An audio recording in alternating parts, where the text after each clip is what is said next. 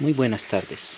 Hoy relataré un escrito de Jaime Sáenz titulado Mario Guzmán Aspiazu. De Mario Guzmán Aspiazu tengo recuerdos muy precisos, los cuales se remontan a las épocas más bien lejanas en que lo conocí. Hará 40 años, cuando menos. Usaba unos anteojos que le hacían parecerse a Schubert, con cristales de forma perfectamente ovalada y que no excedían el tamaño de los ojos. Peinaba su cabello lacio muy pegado al cráneo y siempre muy pulcro y reluciente. Jamás lo vi despeinado. Pronunciaba la R con una articulación particular, adelantando la punta de la lengua que silbaba en contacto con los dientes, de tal suerte que su modo de hablar resultaba inconfundible. Era esbelto y flaco. El buen vivir le importaba un pepino y el buen comer un comino. Pudiendo haber sido rico, era pobre y habiendo trabajado toda su vida, vivió de su trabajo toda su vida.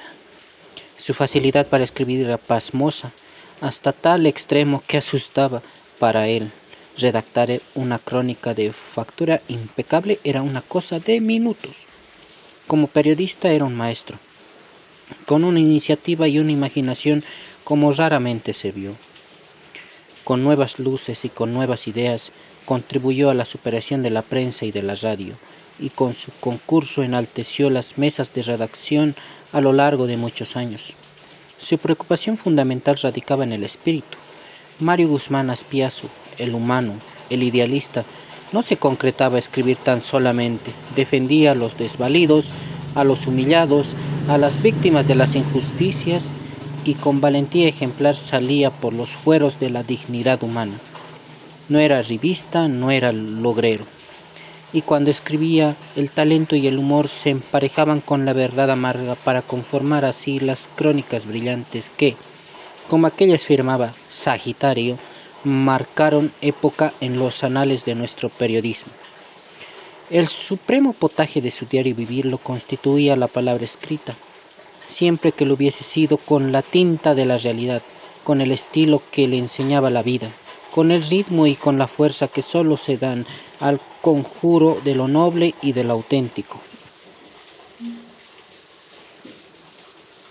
Mario Guzmán Aspiazu era un escritor nato. Tenía el don de admirar, tenía el don de asombrarse. No era de esos escritorcitos que todo lo saben y de nada se asombran. No era de esos niños bonitos que escriben libritos con groseras pretensiones o para congraciarse con Gil y Mil, siempre llevados por el afán de hacer plata y de figurar. De no haber entregado su vida a la faena del periodismo, faena esta no siempre bien retribuida, para quien la practica con verdadera rectitud, seguramente le habría sido dado escribir libros que constituirían pilares de moral y de pensamiento. Y si no pudo hacerlo, fue precisamente porque tuvo la suficiente grandeza del alma para seguir en la brecha y no cejar en la lucha en que estaba empeñado.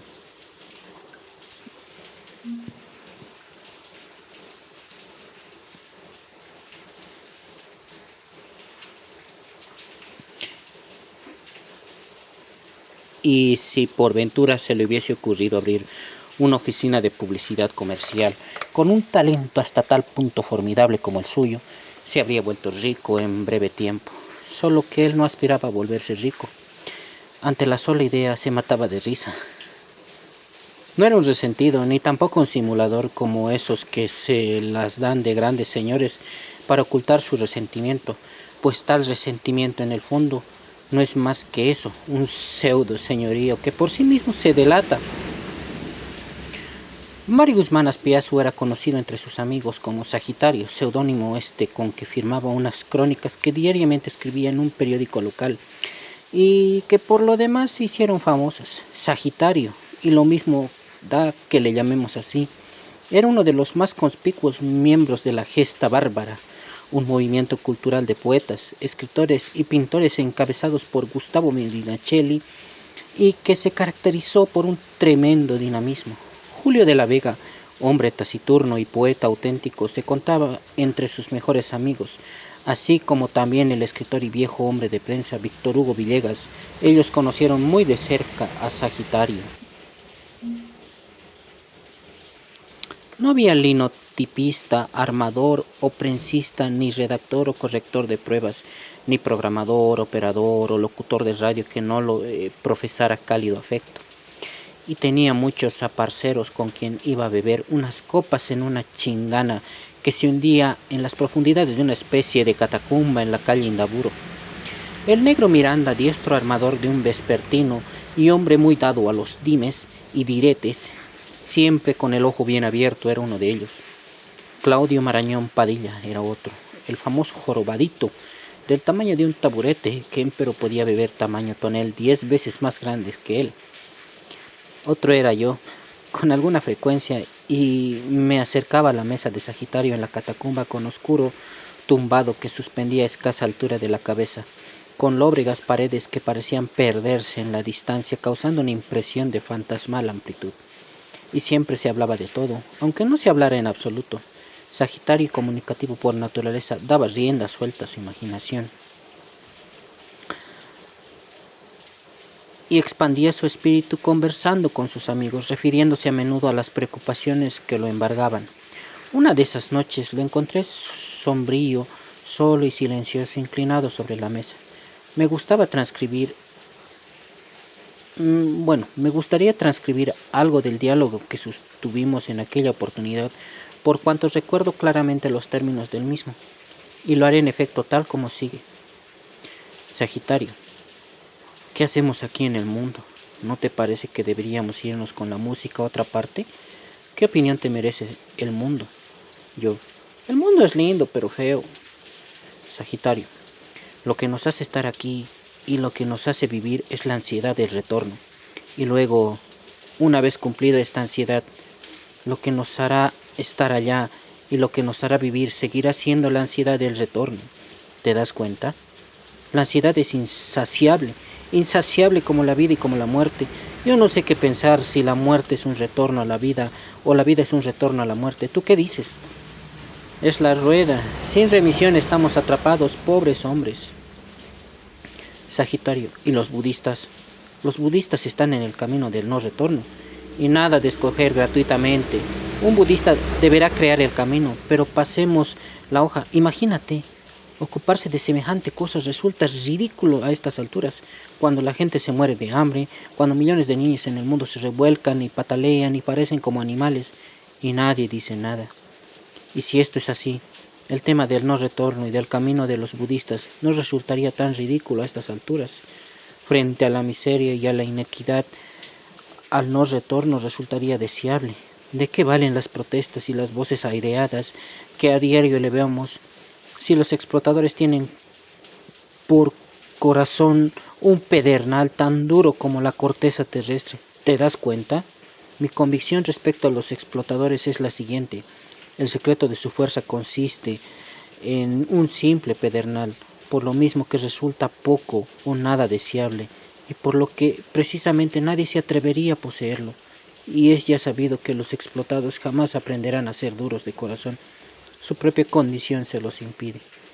Yo: la vida en el mundo actual se vuelve cada vez más difícil y complicada, cada vez más sin sentido en medio de un estado de cosas que no tienen sentido.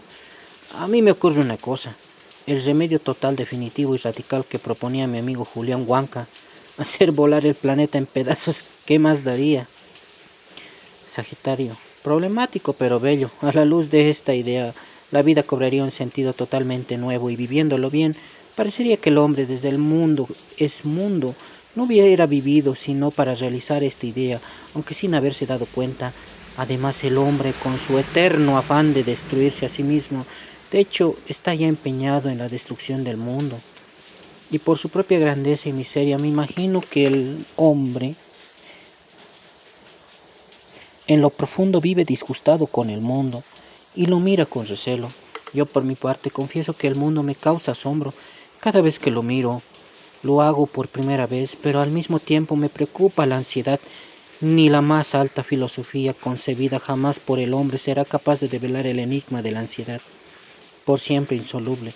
Cada cosa que toco, cada cosa que miro y cada instante que vivo y que respiro están hechos de aquella ansiedad que me hace vivir y que me hace morir. ¿Por qué bebemos? Cada gota de alcohol, gota de ansiedad.